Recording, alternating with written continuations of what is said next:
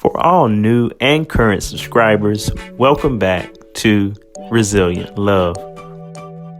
Resilient is being able to overcome difficult situations. This podcast is about love, tips on life, and how to level up in your business. Let's get started on the journey.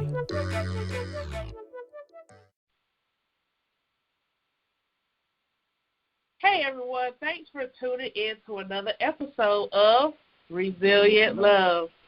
As you know, our January series is about small business, big mindset.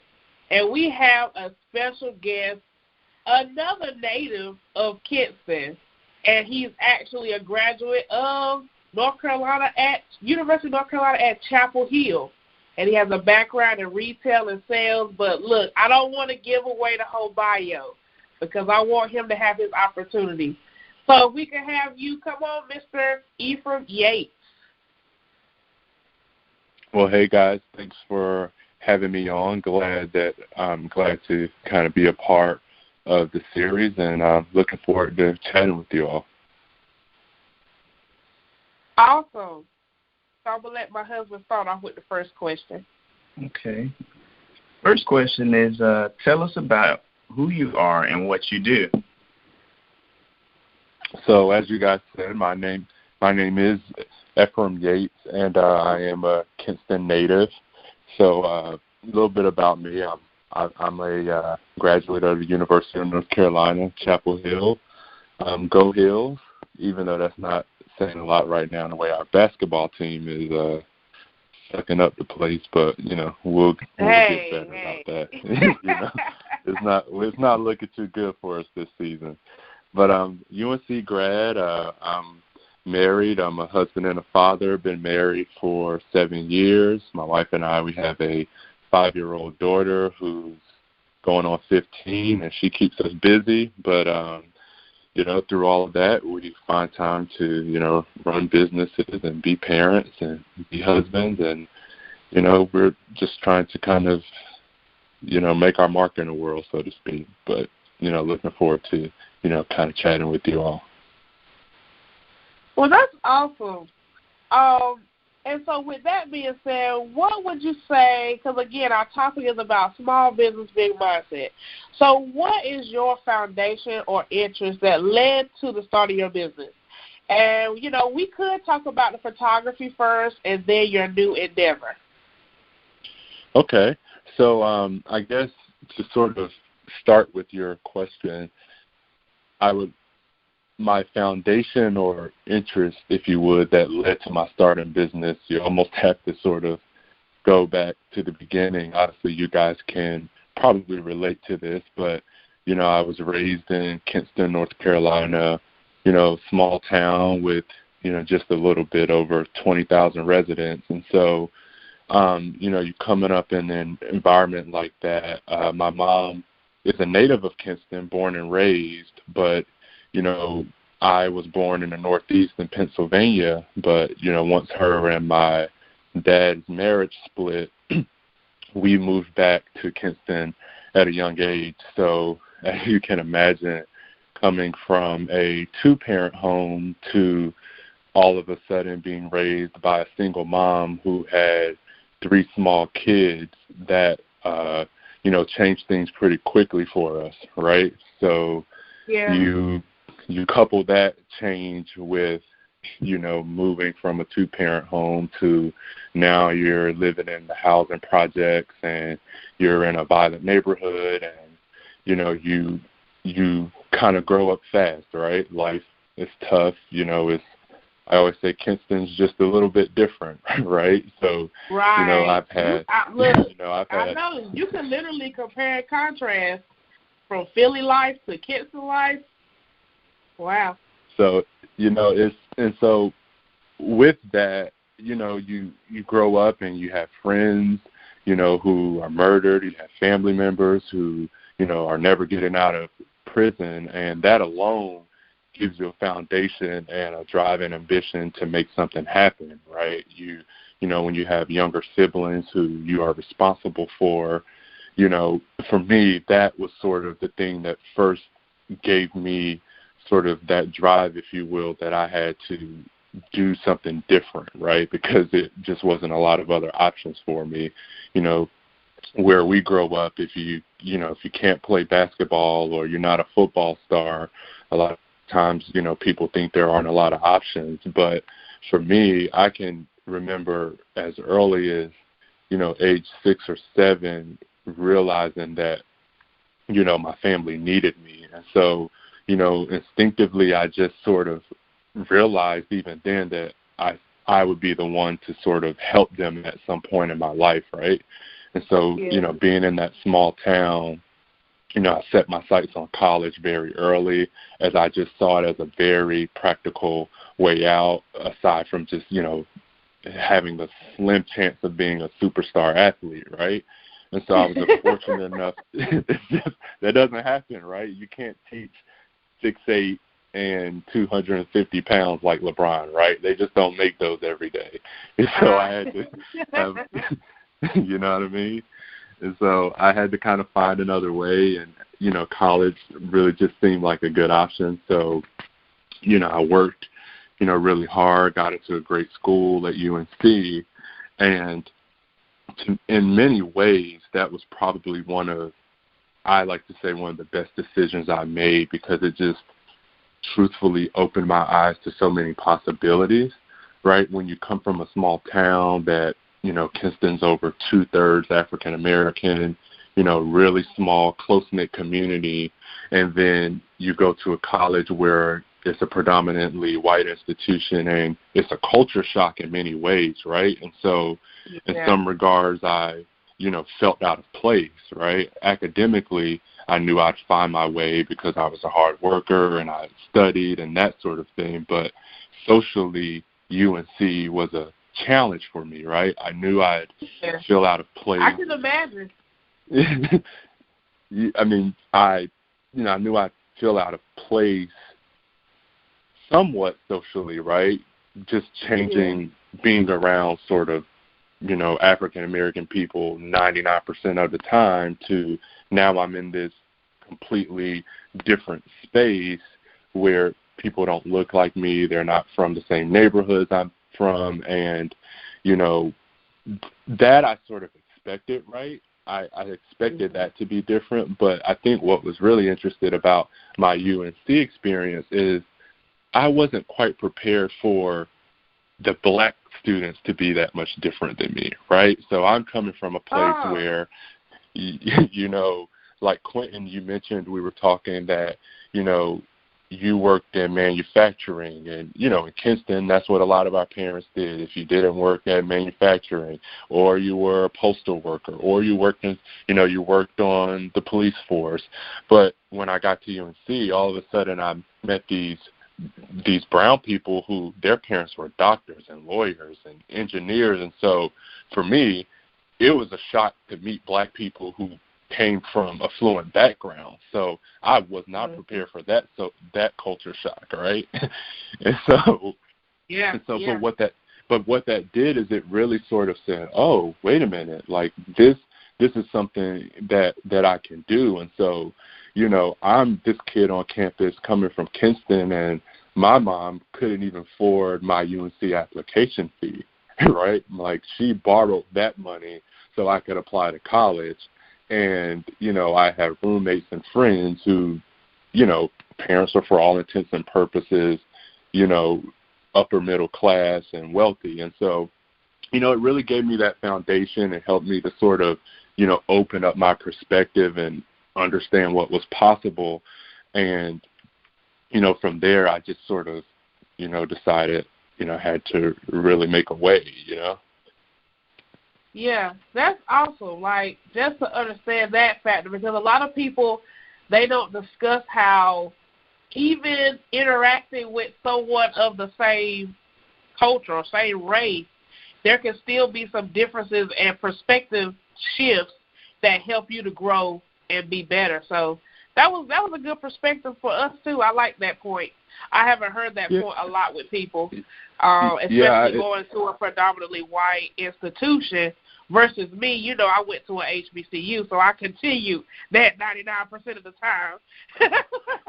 Yeah, it's different, you know. It's you know the ones of those of us who did go at UNC, you know, relative to the rest of the population, we all kind of knew each other for the most part, or knew of each other, right? And so, you know, UNC in that regard was a good foundation, right? But I would say my life after UNC kind of gave me the real education that helped me in business and taught me how to hustle, right?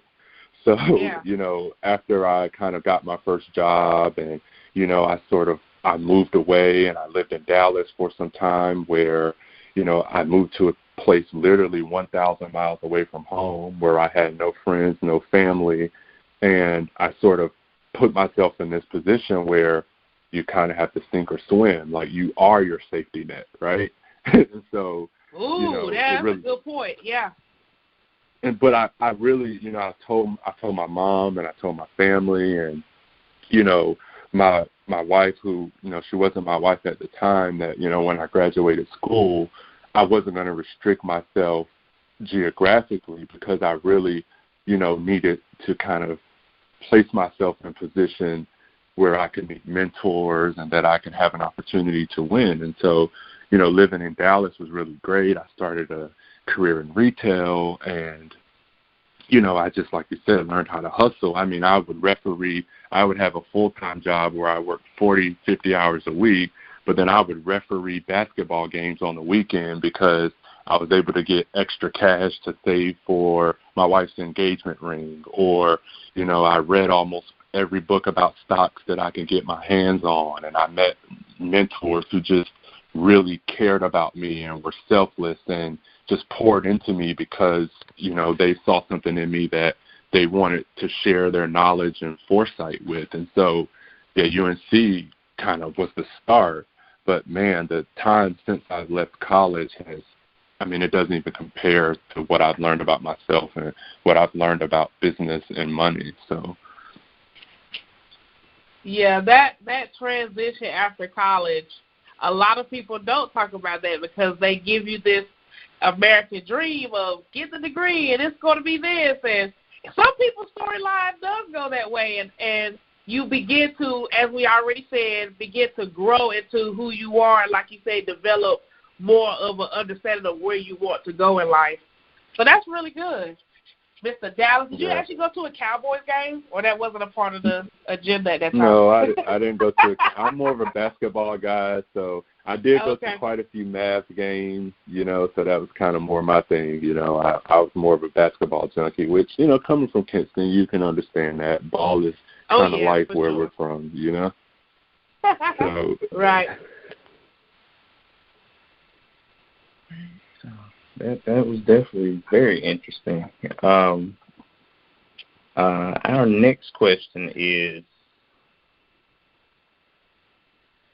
that now that you are a Your Pie franchisee, how was your process to becoming an operator of a great company, and how did you decide that Your Pie would be the piece of the pie that George Jefferson was talking about? That's funny. So, I'll be honest. Franchising is something that I've just always been interested in. I'll probably say for at least the past 5 or 6 years, I've sort of diligently been researching various franchise models. You know, it's always been an attractive option to me because while I don't know a business out there where there isn't some risk of loss, right? That's the nature of sort of entrepreneurship. There's always that possibility that you're going to lose or this venture could fail. But what I really like about franchises is that they provide a proven system that's been repeated many times over.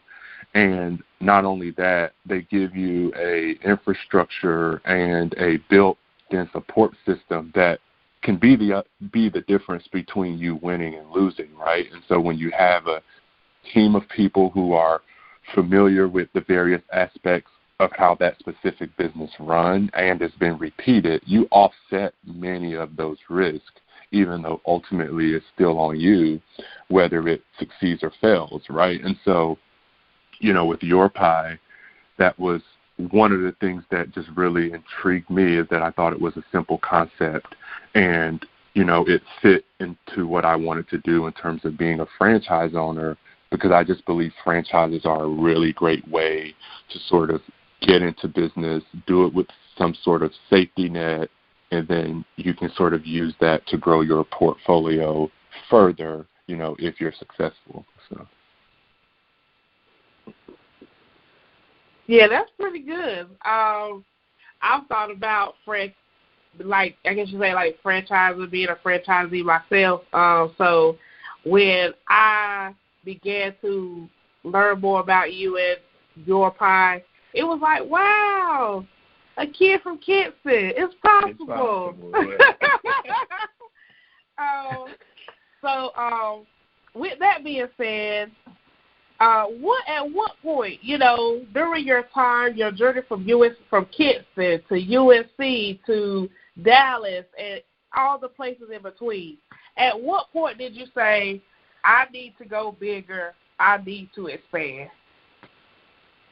Well, I'll be honest, I never considered small, and this is going to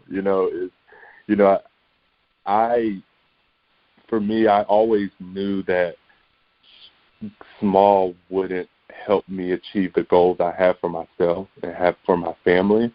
So even with the franchise model, even when I was researching them over the last, say, 5 or 6 years, I've always sought opportunities that could allow me to own more than one location, because, again, part of what I believe fundamentally is that you have to earn enough money and be successful enough to take care of yourself. But if that's all that you earn, how can you possibly leave something behind for the people who are coming after you, right? And so for me, part of the reason why I wanted a system that would allow me to have a multi-store deal is because I believe in the long term, it's just better for myself and for my family. Now, of course, that means there are restless nights. Right now, I work 7 days a week, 80-hour plus work weeks. And, I've had to sacrifice time at home with my wife and my 5-year-old. But I never considered the alternative of small, because I know that I'm building something for my family that's ours, right? And no one else has a stake or claim to it. And for me, that's just a different type of grind and a different type of energy. And the stakes are much higher, but the rewards are far greater, right? And so for me, I need to expand and I need to grow, because the purpose and the reason that I feel I'm here is to do just that. Like, I have to do more than I could use in my lifetime, so that my nephews and my siblings and my parents can also benefit from some of the things that I'm doing. So small just isn't an option. Like, I have to win, and I work this hard. Oh, because, that's good. That's definitely good coming from where we come from. Small is not an option. Like, you might as well put that as your hashtag for the rest of the year. Small is not an option. I just don't. I don't know any other way. It's just, for as long as I can remember, that's just, it's just been my mantra that,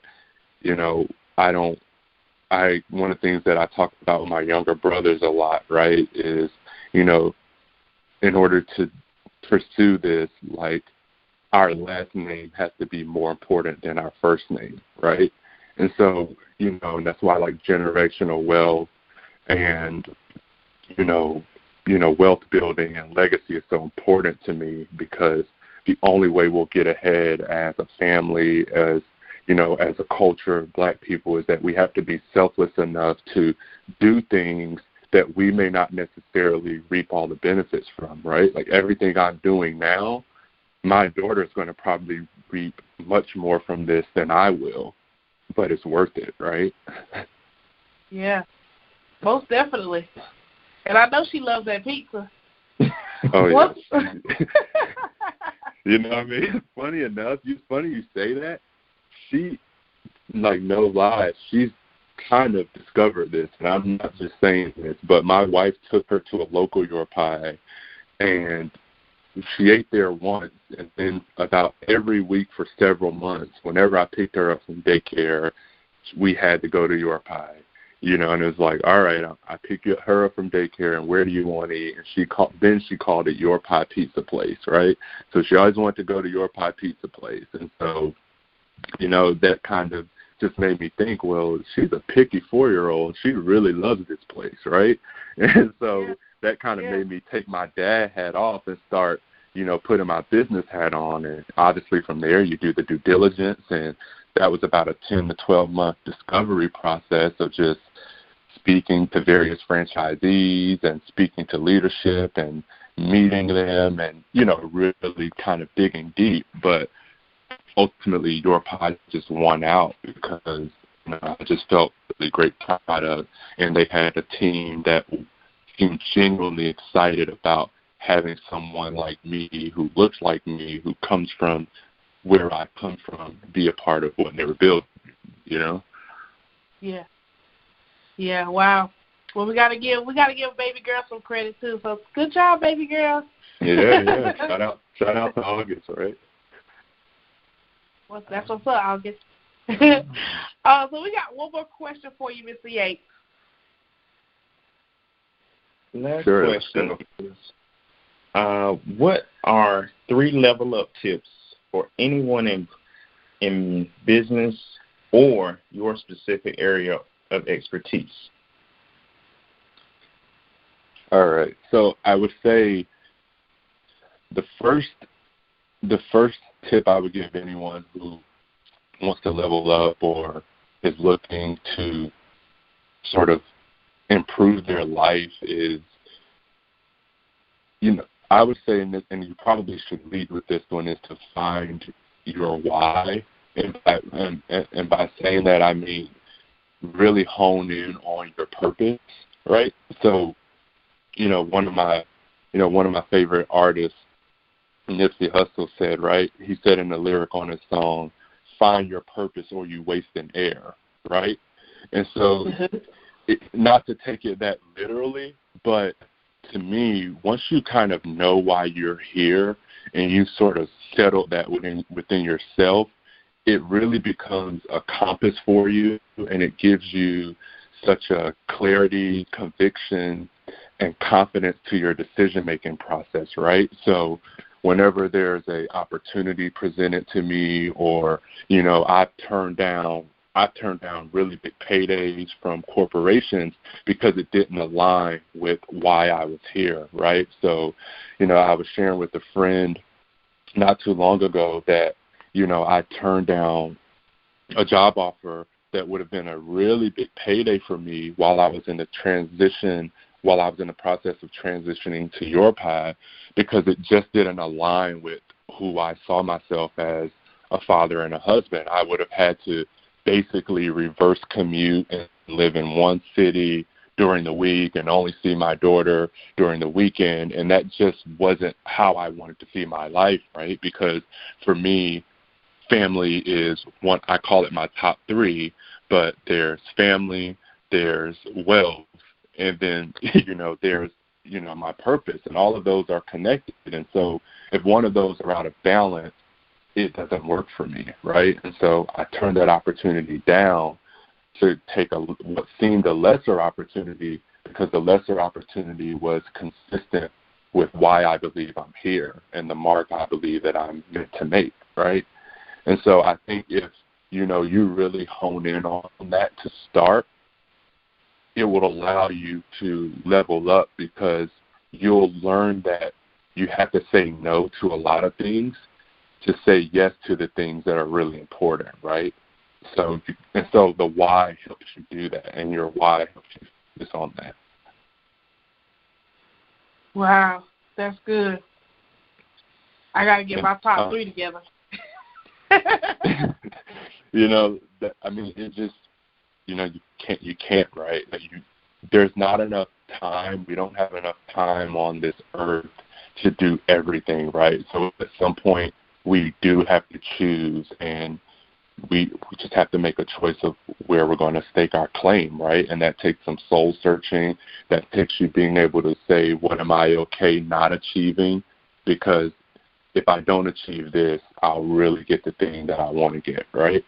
And so if I had to give, a follow-up piece of advice to that, I would say, and this probably isn't going to be the most sexy advice, but I promise you it is probably the thing that changed my life the most financially, and it's save your money, right?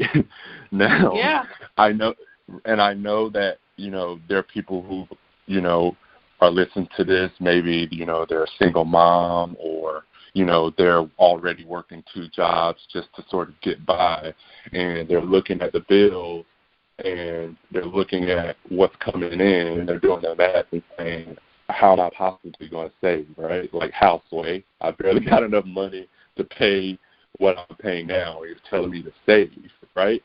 But but what I'm saying here is that learning to save isn't about having a specific amount or building a super large bank account, at least initially, right? It's not about, I don't want this to sound elitist, for lack of a better word, or this isn't some like soapbox moment to tell people what to do with their money, right? This is more of saying that saving is about challenging your relationship with your money, and it's really ultimately about changing our mindset towards money, right? So I just personally believe that a person's relationship with money can tell you a lot about whether they have what it takes to be successful in business or other areas of their life, right? Because for me, I believe that saving or learning to save reaps a far greater return to us than the actual money that we get from it, right? So the same muscles that we develop in building a habit of saving are the same muscles that we'll ultimately use to propel us towards our goal, right? So if I could paint a clear picture, to save money or to reach a goal of saving, you have to sacrifice. That means you have to maybe not spend your money on the thing you want because your goal is more important. You have to learn discipline, and you have to develop that willpower to, again, reject what you want now for the thing that you really want, right? And so those qualities won't just help you level up in business, so to speak, but if you can learn how to sacrifice and be disciplined and reject things that do not contribute to the goal you actually want to get to, you'll not only level up in business, but you'll level up in any area of your life that you want to, because, again, you've developed those muscles to do it, right? And I think, like, money is so important to so many of us that if you can get control over your money to where you're telling your money what to do and your money isn't telling you what to do, then that means that you've developed discipline to be able to duplicate that in other areas, if that makes sense. Yes, it does. That was deep. Sorry, man. I get a little bit. But I had a really good mentor who kind of told me this, over 10 years ago, right? And he said something to me, and when he said it to me, I kind of was like, that's it, like, because it wasn't like this kind of 3-step program to be rich, or this something that kind of sounded really good or was a good quotable, if you will. But like when he elaborated, he kind of told me, and he's done very well for himself, but he said, Ephraim, saving by itself doesn't make you rich. It's the opportunities that you can access as a result of having saved that might get you there, right? And that's true no matter what level you're on currently. So if you learn how to save, what ultimately may happen in your life is someone will come to you with an opportunity like a franchise, or someone will come to you with a business or a stock idea that you can invest in, and because you've saved, now you can take advantage of it, right? And so that's why saving ultimately may get you there, right? But if you haven't developed that discipline now when the opportunity comes, you can't take advantage of it because you don't have anything in the storehouse to use, right? So you miss that. Mhm. So, did you have any other remarks or any updates for the listeners today?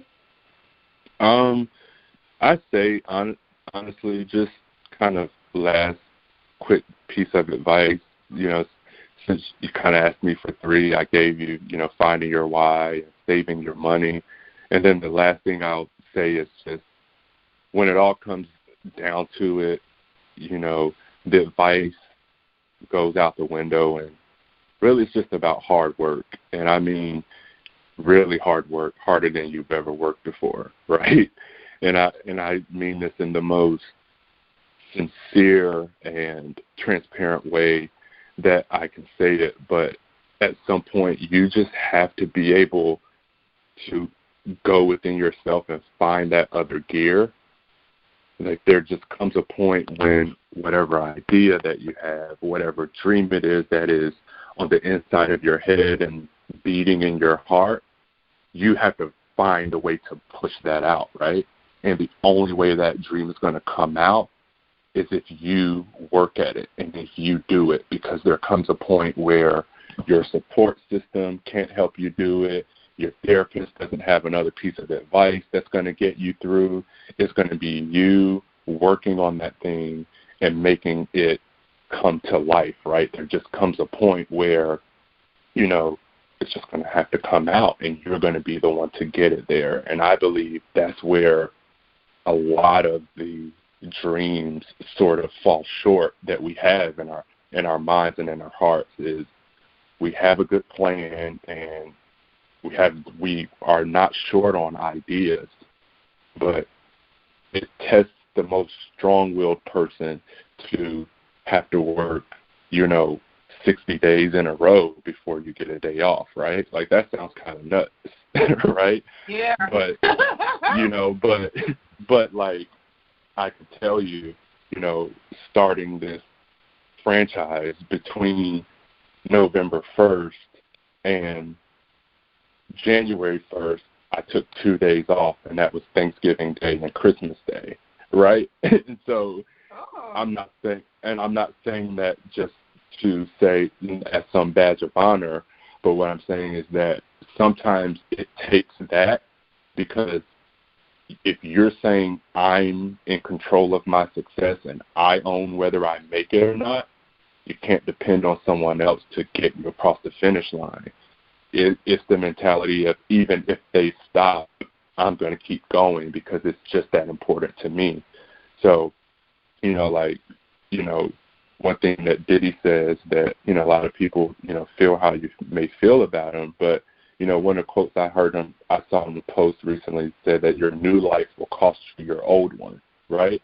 And often we hear a quote like that, and we say, we envision all the negative things that we're going to let fall by the wayside, right? We hear, 2020, I'm going to do this, no more this. And that's all the stuff that's bringing us pain and heartache anyway that we want to get rid of. But what we don't consider is that we may actually have to, pare back some of the things that are really dear to us and that we love, right? It may cost us some of those things too, right? And so that's when it becomes difficult, right? And that's when you have to look at yourself in the mirror and say, am I built for this, right? When I can say, you know what, I'm working 80 hours a week now because I don't want to have to make this decision when my daughter's older and right? So I'm going to make this decision now so that I can have the free time later to give her all the attention she needs, and then also the resources to be able to create opportunities for her that I didn't have growing up. And so that's it for me. Just, work really hard. It won't be easy, but it'll be worth it. And, that's it. Wow. I am just so glad we were able to talk. You have really empowered us. And I hope our listeners have been empowered today to know that small is not an option. So we really, really, really appreciate you, Mr. Ephraim Yates. And where can we follow you? I know we can follow you on your pie like page on Facebook, which I liked it, and I like your pie. But where can the viewers follow you or listeners follow you on social media? I have an Instagram page that Yates84. I have a Facebook page as well. I will say I need to do better about being a little more active on social media, but definitely on Instagram and Facebook, and then obviously, of course, our Your Pie page. And I really love for you guys to come, if you're ever in the Triangle area, come check us out. Pretty good pizza, and I think you'll enjoy it. It's on our list already. Yep. I appreciate that. Well, again, thank you so much for your time, and we appreciate everything that you have given us, and we'll chat with you all next time. This has been another episode of Resilient Love. Thank you.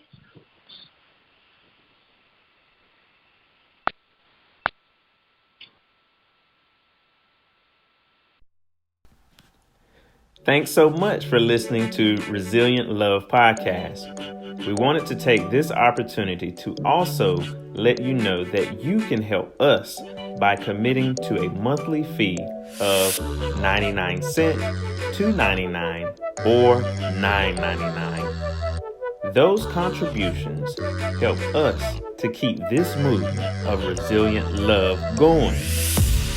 Blessings to all listeners and subscribers. Thank you all. Resilient Love.